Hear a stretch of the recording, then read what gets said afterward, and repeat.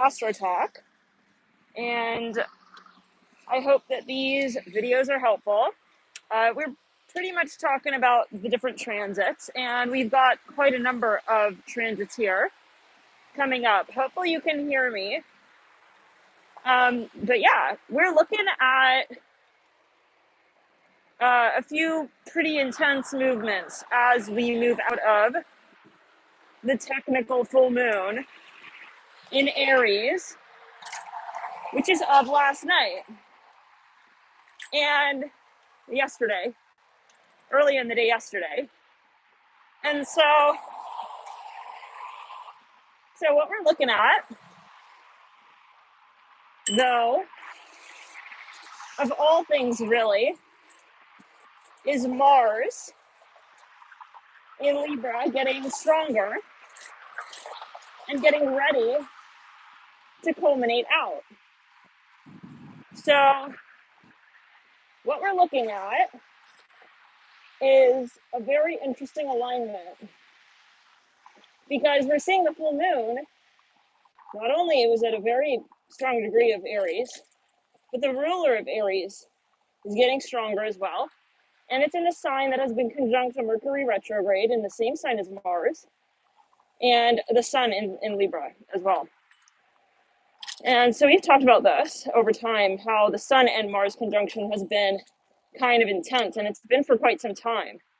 And it's been a little bit weird. And what I wanted to actually really talk about here, obviously this is also a channeled message. What I want to talk about here is kind of what I'm feeling with this transit, because as Mars gets stronger and the sun as well, actually the sun will shift out. It will shift out before Mars does. But what I'm kind of getting here is it's almost like the conversation becomes stronger, like it becomes louder, like Mars at, the later degrees and the sun at later degrees, and Mercury's still in Libra. It's still technically direct, but it still even has that post-shadow retrograde, right? It still has a post-shadow retrograde period, which will be until November 3rd. So we're still working with the conversation. we are. We're just shifting gears. And so with how we discuss it, I guess, right? And I like to see actually the few days before we clear and we go direct as well. It's kind of like a final test, like an exam, and actually it can feel more intense. It can feel more intense sometimes. So, the week before November 3rd, just sort of like see what comes up. Like it could be a culmination. It could feel sort of like an accordion, like a coming together of all the conversations that we feel we've been having within this particular storyline of Mercury retrograde. So I see it as sort of like a progression of energy rather than just like a bloop. Guys.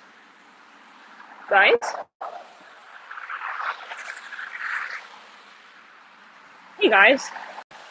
It's like stuck. We were just talking about Mercury retrograde, so anyways. So Mercury retrograde, guys. Mercury in retro, one. You really want to see, look at the last time we had Mercury retrograde in Libra. See what patterns come up. It's very interesting to, even journal about it. But Mercury in retro, hopefully I'll create a system to be able to do this easily. This is, one of my hopes here over time. Actually, since the beginning of, I've been thinking of how to sort of manage this.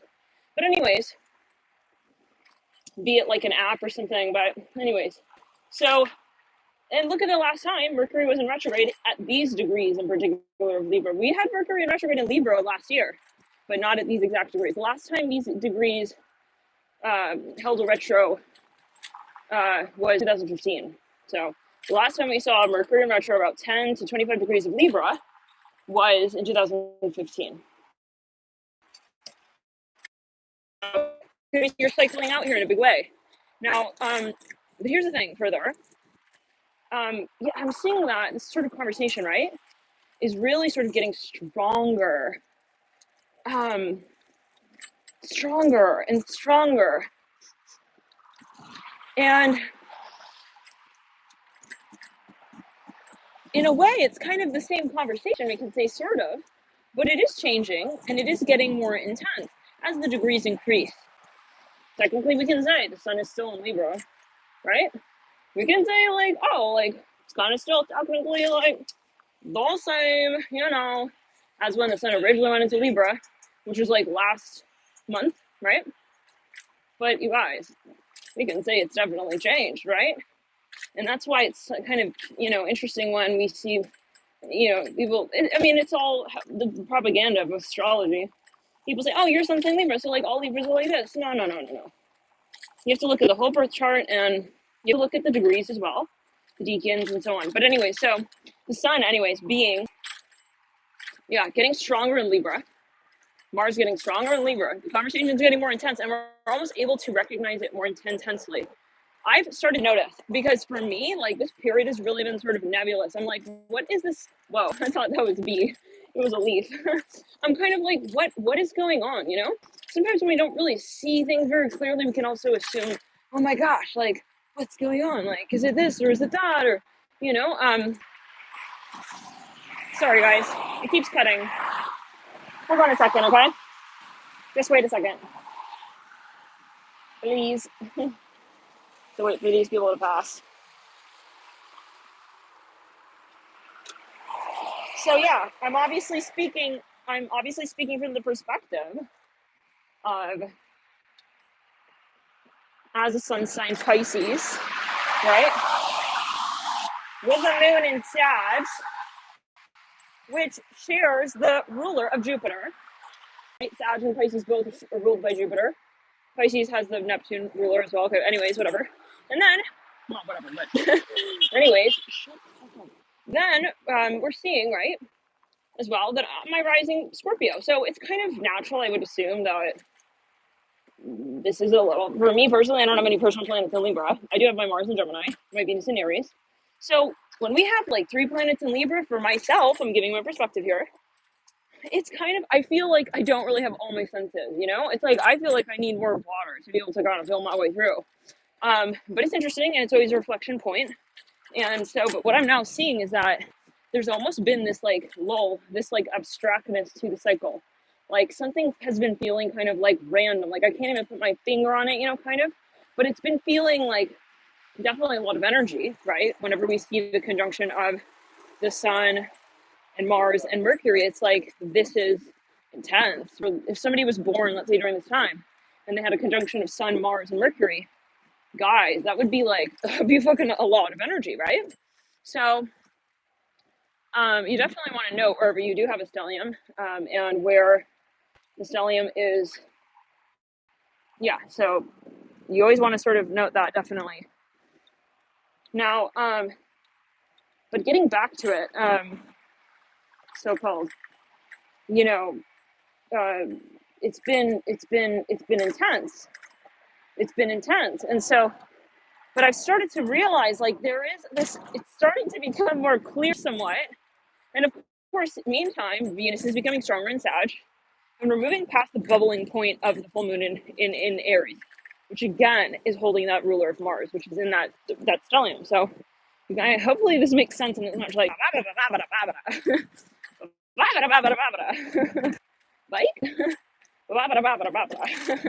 bike, you know. Hopefully it's like maybe both at the same time. Yeah, but you guys, I'm kidding. Hopefully it's fucking even recording. Who knows these days? I don't even trust Mercury in post shadow, guys. Is it raining? Okay. Anyway, so we're starting to see. Well, I'm starting to kind of like see the energy more clearly, and of this Mars in Libra, of this Sun in Libra, of the Mercury in Libra, and it's almost like the cry becomes louder. It becomes more recognizable, and of course, it's always a reflection point with ourselves. Astrology is beautiful for that, as I see it, as a point to sort of interact with the self and hear the different perspectives, the varying perspectives and vantage points of the inner child. Now, let's get back to it. I'm starting to realize that there's really a question here of sort of values, right? when it comes to what we value, what's been very interesting for me with this Mars and Libra is how do we understand and assume a role, a position in so-called society in a social sense while still maintaining value for the self, value for Mars, the independent conversation that we have with ourselves as well. At the end of the day, right, our impulse desires, the inner child, what do we want to express? What's our natural inclination? We're obviously still assessing that as we communicate through the lens of Libra, through the lens of our social development. Is this making sense? Can you guys, all I see right now are the likes. I don't see any comments. Can you guys hit the like? I see 23 likes, and this is resonating for you. Any of you can hear me? And it's not just like I see 24 likes. All right, so we got one person checked in. Hotel, motel. I see 25, yeah. Okay, cool. I think we're here. I see a few more. Okay, cool. So yeah, you guys. But I feel like it's very interesting, right? At first I was like, I feel stagnating. And then it was like, could obviously be as well the full moon energies that bring the energies to a pulse point and then carry them out and over. There's always a sense of like kind of dawning, like, oh, it dawns on me. It's clarity when we move over the hump, so-called, or we move through the full moon's peak. So yeah, but in a general sense, I'm starting to see, and this could be as well, but definitely given that Mars is just becoming stronger in general in degree. I don't know if my voice is coming through. Can you guys hear me? All right. So yeah, but we have to laugh, guys. Come on, with a Mars the warrior full moon moment. We need to laugh, all right? We need to laugh. So yeah, this is where that dude the other day he was like, you need to be more you learn. I'm like, bro, you literally have breaks 1, 2. You have a much louder voice than that, and I know it. You know it, okay? And you're on the straight edge road. Like you need to literally also be looking. Don't you think? And I'm way ahead of you. Oh, I'm looking. I'm looking. Anyways, let's clear it. All right, but anyways, let's continue. Now, so what I'm getting here, you guys, further, is that right yet again Mars, the conversation of Mars itself. Let's let go of the idea of the planetary archetype it's in, of Libra, of Venus, of the seventh house energies, of the air house energies. Let's just set that aside for a minute. Mars is getting stronger, right? If I were to look at somebody's chart, I'd be like, oh, let's first look at the degree in relation to the lens of the sign. Okay, if you have a 29-degree Mars, but it is, let's say, in a so-called debilitated sign, okay, you got a strong Mars. That's where they're sort of like diplomats to one another, you know? They have to communicate with one another. We have to understand Mars is very strong. But let's say it's 29 of Libra, so is Libra. We're going to have that come up here in just a bit of time. So it's something to keep in mind, right? Let's see. And I'll probably be on, we'll see, talking more about what exactly these transits sort of feel like over time. So, do I want to like continue the ride?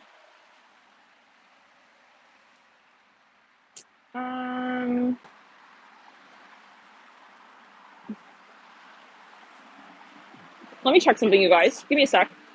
One second. Okay, we're back. So, good thing I docked it. Oh my gosh, because otherwise there would be no free spaces for miles. So, okay. Yeah, no, what I've been really getting with this whole like Mars and Libra situation has been that, you can take other people's opinions into consideration, right? You can hear them out. And this is really, if we look at the higher vibrational form of Libra and we're looking at the high frequency of Libra, it's that diplomatic energy, the ability to see all sides of the story, to take an objective approach and to synthesize the information in the so-called data, and then to really communicate in relation to it, right? So I think that as Mars becomes stronger in Libra, and Libra's obviously getting stronger, we're looking at, okay, the need to find a middle ground between those two elements and frequencies of Mars, me, I, the ego, my personal independent perspective, and Libra, us both together, you and I, how we create, right? The harmonic energies, the frequential energies. Every element though has a harmonic value. I don't want to be like, oh, only Libra, partnerships are they trump the internal personal conversation. No, right? There is a high frequency of every element. So, but in the sense of saying, right, Libra, it sort of serves that conversation of the balance, so called.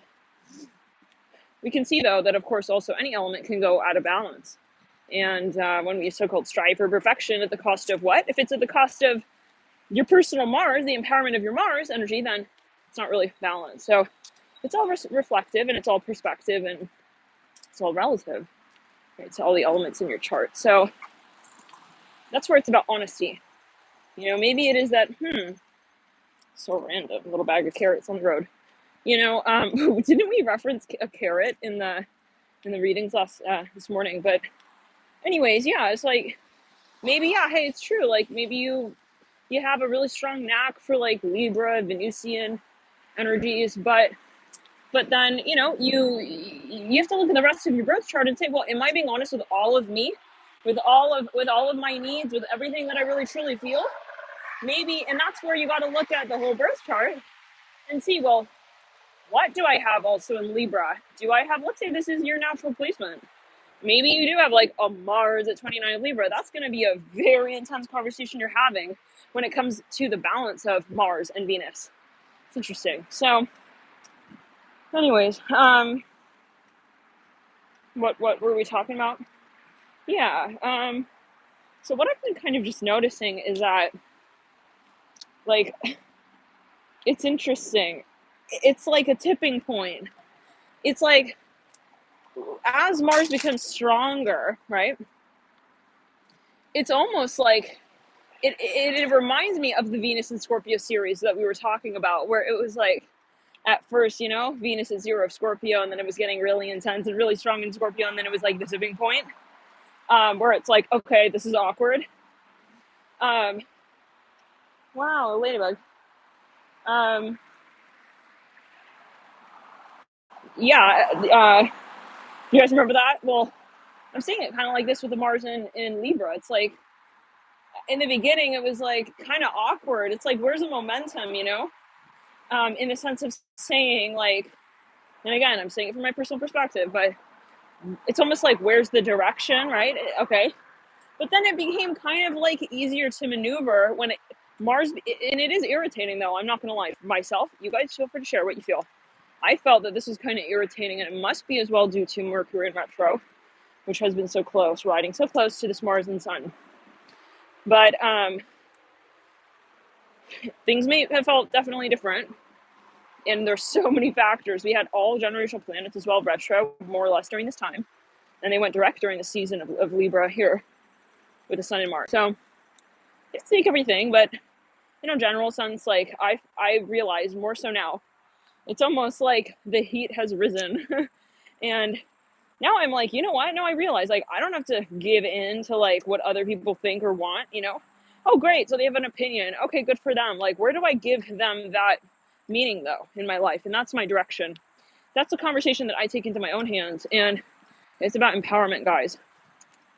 Right? And Mars is the warrior energy. Everybody has Mars, right? If you meet people who have a lot of Mars, it doesn't matter gender. We're talking energy. We're talking frequency. They'll usually have this sort of really strong expressive tendency about them, and it is usually the kind of, like, they can even have like an intensity about them, like, I've mentioned this before, like Aries women, usually Aries sun sign women, or even like women who've got a lot of Aries in their chart. Usually they'll have this sort of like this intense vibe about them, like, which can be kind of intimidating, kind of similar to the Scorpio, kind of similar. They do share the Mars, so the ruler there. But anyways, let's clear it around. What else? Yeah, but I'm just like noticing that there's a lot of also like passive aggressive energy. And look, in the sense of saying like, it doesn't have to be passive aggressive, right? If someone's behaving in a certain way, cool. Take it as it is. And remember that you still have the jurisdiction to act in the way that you want to act and to react in the way that you want to react. Okay, where we're feeling the stagnancy and lull due to how other people act, that's how we're going to see. Are we really being really dependent on them? Where are we depending too much on where they're taking action? And I feel like that was maybe the beginning stages of Mars and Libra, where it was like, oh, like, you know, kind of feeling like, where's everything going? Oh my gosh, he needs to look. So yeah, is this a concept that's making sense? Do you guys feel this? Or is it like, just without the bike this time?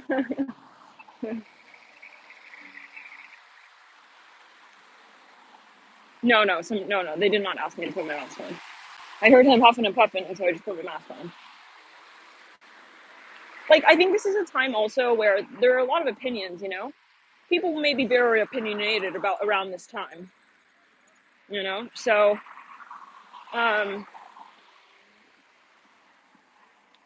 you know, don't let that sort of like become something more than it needs to become again, you know? So, and I'm just finding that it's about the balance and remembering the Mars in the Libra, right? Remembering that, yeah, even though we've got a lot of this Libra, we still have it as the sun, Mars, and it's about reconsidering, you know, checking in with our personal decision at the end of the day. What is it that we really want? We really feel? What is it that we really believe in, you know? Don't lose your impulse in the sort of interactive conversation. So, yeah. But yeah, you guys, I hope that you're having a beautiful sort of bubbling over of the full moon in Aries. Enjoying this time where things are kind of becoming more clear. And yeah, you can expect the energies to sort of so-called settle down. Come like the 28th, when we hit the second quarter stage, yeah, things are going to become a lot more sort of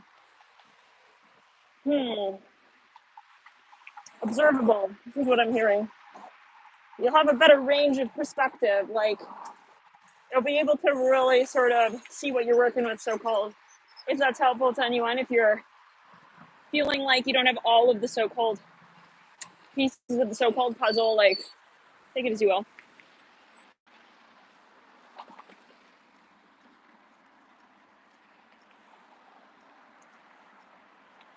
So, interesting, Michelle. So, but yeah, you guys, Venus and Sag, I'm excited to see.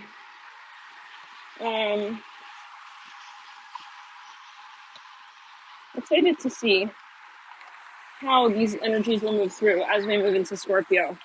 Then we'll have some Scorpio, we'll have some Sag, we'll have some Libra still. You know, it'll be interesting. See what comes. And what else? You know, and furthermore, I mentioned this, I'll mention it again. If you're making a really important decision, you're feeling like something's still not quite right about the timing, you know, you might want to wait until November 10th. We talked about this. Always, you should check in with your intuition and say, do I really feel like I want to wait until this time? Like, see, heed your personal intuition. There are no rules, so-called, you know? No right or wrongs or whatever. And if you've made a decision and you made it during Mercury retro, it is okay.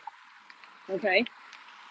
I wouldn't have had a lot of experiences that led me to this point to, you know, have the growth that I've experienced. So if it weren't due to making decisions, you know, and that's how we learn as well, you know. So don't be afraid, of course, with astrology, but just if you're feeling anyways, you want to wait, you know, there will be the direct of a lot of planets there, and we're going to have moved through the humps of, you know, a few planets around the 10th of November. So heads up, you might just find that it's a more clarifying time there. What else? Yeah. The sun right now is also moving into the 29th degree pretty soon. And so this is going to be, just watch out for egos and ego trips and people getting very, very, very kind of triggered and triggering when it comes to the personal opinion and almost like savage, possibly even at a point with the sun at 29. In Libra with the Mars there as well, people might kind of, it's like they become like extremely like super attached to like the outcome of what their opinion, like, how do we say, like super, they feel very kind of sensitive, even like they feel really connected to their opinions, which in the higher form is a beautiful thing, but just in the sense of saying, especially with Venus and Sag right now, people are going to be very sort of intensely argumentative, even possibly at times, to the point where if it's not serving and it's just kind of like, people are just really triggered, then just know that it might be a little bit of an intense time, a little bit of a, you know, triggering. So you hear that? The lady was literally like, I'm just having a hard time. So, there's a lot of factors. And so just keep an open mind with these energies. Try to remain grounded as well. With so much Libra, we can also really get in our heads. So if this is you with yourself, like feeling like, you're like really feeling like you want validation for your ideas and like you just want to kind of validate, like, am I on the right path? And like you want to check in, and it's just giving you like kind of this anxiousness, then maybe step away from the project for a bit, but always see it for fruition. Let's see, does it help? Um, yeah, guys.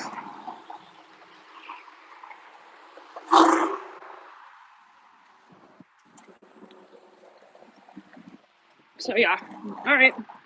Well, have a great day. Enjoy, um,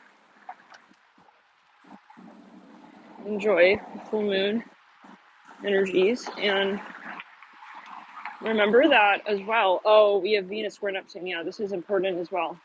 We'll talk more about this. But on a side note, you guys, I wanted to actually ask you as well.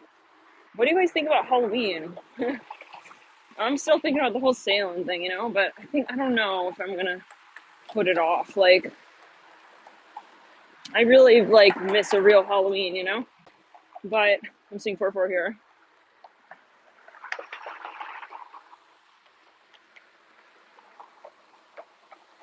True, Michael. Yeah, Michael, it's true. It's interesting that you say that. I know, right? Yeah, I've been thinking about that. I've been thinking about that. Can you imagine a little home in Salem? Oh, who knows, you guys? Again, like I said, I kind of had this whole vision, like, well, it became more like distinct. I definitely thought about Salem before, like um, before Mercury retro, and even before the channel, but it became more of like a real kind of like vision, like during Mercury retrograde, and I was like, like I can actually see this, but. Yeah, I told you guys I was watching those YouTube videos and they were saying it's like extremely haunted. And like, I don't know, but I'm feeling kind of curious. Curious? maybe, maybe it was. 44. Yeah. I don't know. Right. Right, Michelle. Visit first, yeah. Right. Um, Definitely. Because you never know, yeah. It's like you might visit and it's like you'll be like, oh hell no, Um, to some extent though, I am such a creature of habit, like, and this is not necessarily like the best thing. Like, for example, it might be just myself. How weird, you guys. January 1596. That's literally someone's license plate right there. What in the world? I feel like that's a message. I see 444 and another license plate right there, you guys. This is a conversation. Yeah, I'm seeing 444 everywhere here. Honk, yep, yep. We're everywhere, you guys, right here. I wish I could show you the license plates. Anyways, put it on the ground. Yeah, that was a like a North Carolina license plate or something like that. Anyways, you guys, yeah, there's January, huh? That's a clue. Maybe Spirit's like, wait until next year for Halloween in Salem. Maybe you just want to like visit, you know. Honk honk, honkula. Yeah, that was so specific. It was like such a specific date. I'll have to look that up. What date that? Watch it be the fucking witch trials. Watch it be the witch trials. Oh man. But yeah. I don't know, you guys. We'll have to think about this, but I'm definitely like, just as a personal note, I'm thinking of, you know, this shift I'm thinking of making and thinking of really the conversation around it, you know, saying 333. Yeah, it's like it has to be intentional, like, and I've known that because until this point I haven't really felt like the like oomph to move. Yeah, even if it's like, oh well, this is a nice place and that's a nice place, but I like there has to be a like an a feeling like okay, yeah, and that's why I didn't really want to go like nomadic, because it was just kind of rant like I don't know, at least for now. Anyways, anyways, but I'm really contemplating again, again, again, again, again, again. January. Does anyone know what that is? January something something.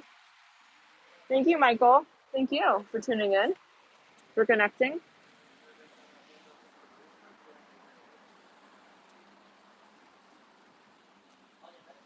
So,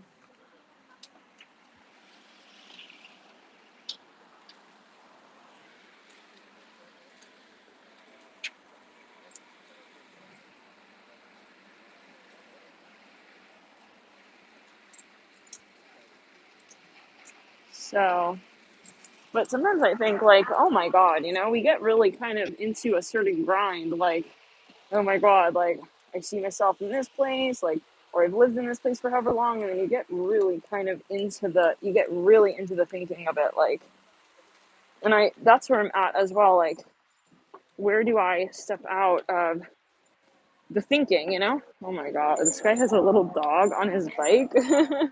He's riding with his dog on his bike, but it was not a real dog. Okay, anyway, so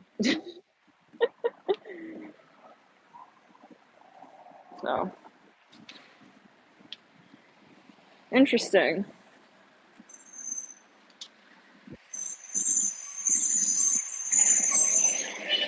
Like, I kind of wonder,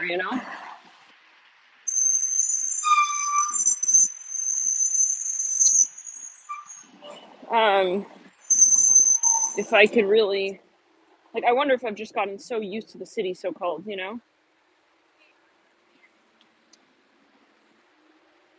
Not that Salem is so far. I mean, it is 20 minutes. But I have a feeling, you guys, like, I have a feeling that when I visit, I'll know for sure if I visit. Because usually it's been this way with any place, really. Like, yeah, any place I've really moved to, it's been like an absolute, like, okay, it's time, I know that I'm going to be here kind of vibe. Um, but I've also been really feeling very guided as well to visit Spain. So, I don't know, guys. We'll see. We'll see, we'll see, we'll see. Little Tiffany's bag. I just saw a guy walking with a little Tiffany's bag. Tiffany and Co. Cute. Anyways, it was a cute little bag. What else?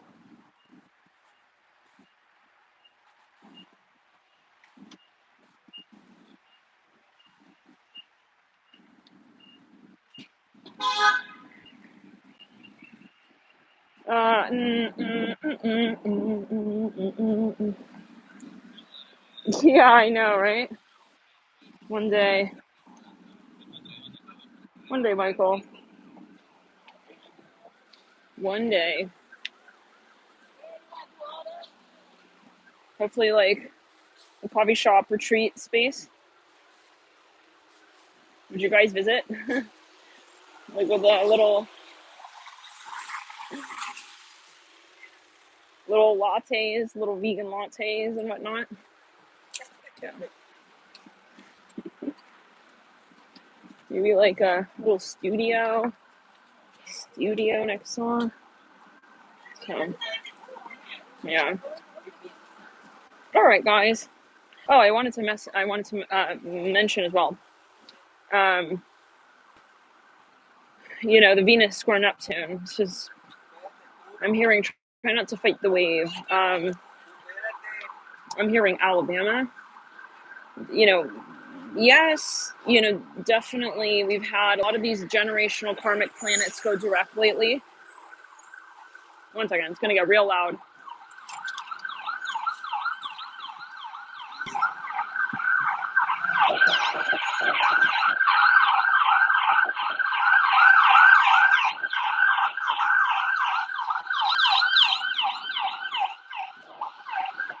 Okay.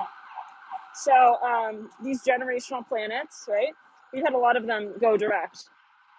But we still have Neptune, and we also it's going to go direct on the first. But we also have the Venus square Neptune, which is retro as well. Oh my gosh, it's a B. It's a big B. Oh my god, you guys.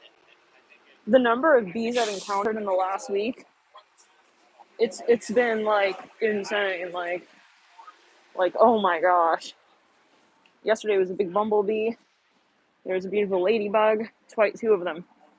So, anyways, yeah. So, yeah. So, what were we saying? Neptune square Venus. It's still definitely bringing up conversations that are karmic conversations, and it's kind of like the so-called like final conversation with the square. It's a confrontation with Venus coming into the mix. Venus, it's the weak in the knees, right? Neptune is where Venus is exalted. Venus in Pisces is exalted. So when the ruler of its exalted sign squares it, we're facing a major question. Don't be afraid to see what comes up, to observe the so-called wake-up call. This is yours, generational energies, okay? Generational karma. So, ancestral conversations. We're looking at conversations from years ago. Okay, so, yeah, try not to take it personally, is what I'm hearing as well. What comes up at this time to yourself, even if it is a decision you made and you're looking back on from, years, just observe it. See what it is. What is it saying? What are you saying you want now at this point in time? Don't be afraid to so-called refinance emotionally and say, what are my needs? Okay, what do I want to manifest here, right? Let's clear the ground. Yeah, it's going to take time. I hear it like this to recalibrate. So be patient with